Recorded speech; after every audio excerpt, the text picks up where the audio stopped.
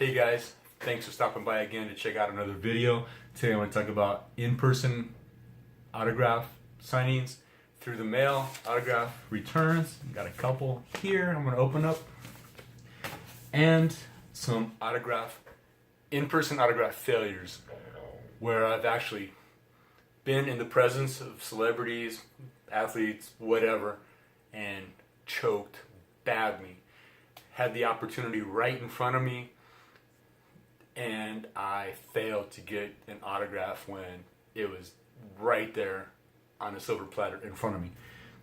So first of all, in my last video, I kind of teased this autograph. I asked people if they knew who it was. I referenced it to 80s hair metal. And this I obtained in person over 25 years ago, but I remember it very vividly. This is David Coverdale from the band Whitesnake. And doing a little research on this video, I realized that, and I didn't know this at the time, I had no idea he was a member of Deep Purple for 3 years, 73 to 76 I believe. I had no idea. I know who David Coverdale was. Listened to the music. It was hair metal in the 80s was big, and Whitesnake was a big band at the time. And had no idea he was in Deep Purple at all. And if you don't know Deep Purple, Smoke on the Water is probably their biggest song that most people would know. And I just found out that Deep Purple is still touring today. And they have an original member from 1968 that is still with the band 50 years later, touring with the band. Had no idea that was a thing either. And like I said before, when I got Ted Nugent's autograph in person, I was at the airport in Denver, Colorado, and I was an employee, so disturbing passengers when I was on the clock was a big no-no, but obviously I still did it anyway. That's how I got Ted Nugent's autograph.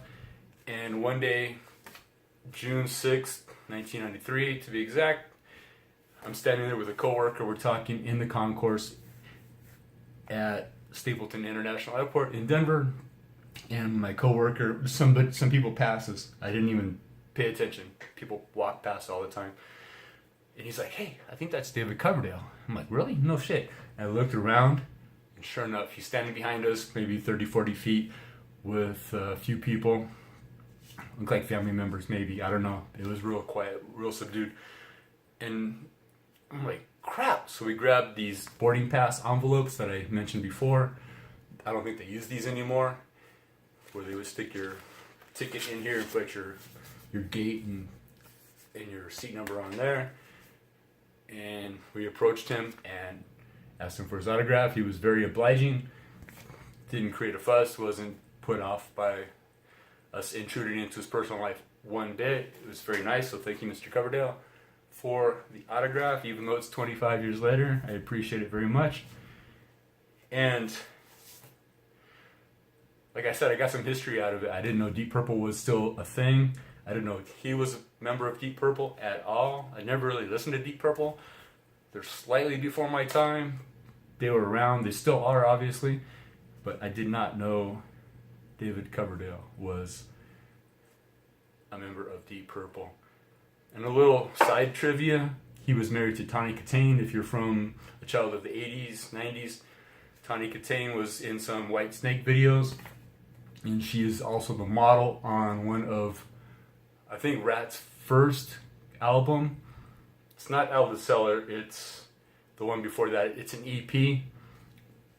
It's an extended play album where they have just a limited amount of songs basically on one side of the album. She is the leg model for that album. I forget the name. I think it's just self-titled Rat. If you know anything about hair metal and Rat and stuff like that, she is the leg model. So a little added tidbit of information if you care about that. So I have two. Well, actually, let me get back to the in-person opportunities where I choked badly. Like I said, I worked at the airport in Denver, and Denver's not a big destination for celebrities. It's either New York, Chicago, Los Angeles, Atlanta. celebrities only stop here because they have a layover or whatever. This isn't really a destination for celebrities. So when the opportunity arises, you would think the people that were in the vicinity of celebrities would jump on the opportunity and get the autographs while they had a chance. And I had a very great opportunity one time, out of many that I will go into later in other videos. But this, I think there was obviously some wrestling event in Denver the night before or a few days before, because on this day I saw Randy Savage, Lex Luger, and the Giant Gonzalez, or Giant Gonzalez. I don't know, I didn't follow wrestling at the time, but I knew who the Giant Gonzalez was, and obviously most everybody that knows anything about wrestling knows Randy Savage and Lex Luger. And I think, I didn't follow wrestling at the time, but I think they were in different companies at the time of wrestling. I forget, WC, I forget who it was. But they were actually sitting together talking and hanging out waiting for their flight. I think they're all going on the same flight. And just to have Randy Savage's autograph would be great because he's no longer with us. And Lex Luger at the same time. That would have been a great photo op. But nobody carried a camera back then. This was before digital age and technology and the internet. But just to see those two. And then I saw the Giant Gonzalez. He is the biggest human being I've ever seen, ever.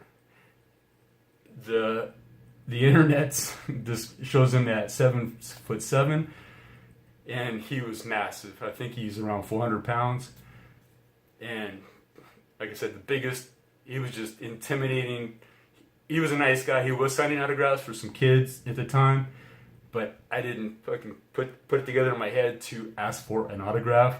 I totally blew it. And just a side note, just to show how human these people are. As you know, if you go on a flight, you'll check in at the gate or whatever, and the flight attendant or the gate agent will be behind a little counter or podium. Behind that is usually a display, a stand where it displays your flight information. He was behind one of those, kind of wincing in pain. He was kind of holding his back, like this. I just saw the human side of him. I know they're all human beings and they're regular people like that, but just to see that his profession, his job was kind of getting to him, and he was in pain, and he was kind of wincing, kind of trying to hide it from public eye, was just amazing. I'll never forget it, and I totally blew it on getting the autograph in person while those three individuals were right in front of me, literally. And like I said, the Giant Gonzalez was already signing autographs, and it didn't register to even ask them for an autograph, so that's my bad. That's one thing I'll have to deal with. And so let's go on to through the mail returns. I got one from Broadway, which is interesting because it's not even postmarked here, but I put the person's name on the envelope for Broadway or celebrity autographs because I can't recognize the autograph when I get it back in person. So I put their last name, and hopefully I remember that person when it comes back. And I believe this is Lee Pace. I looked him up. He's on Broadway right now, but I looked him up. He's been in a bunch of movies. Most recently, Guardians of the Galaxy 1 or 2, I can't remember. And this one is a sports card because obviously the name is on the card, so I don't put their name. I just put thanks on there.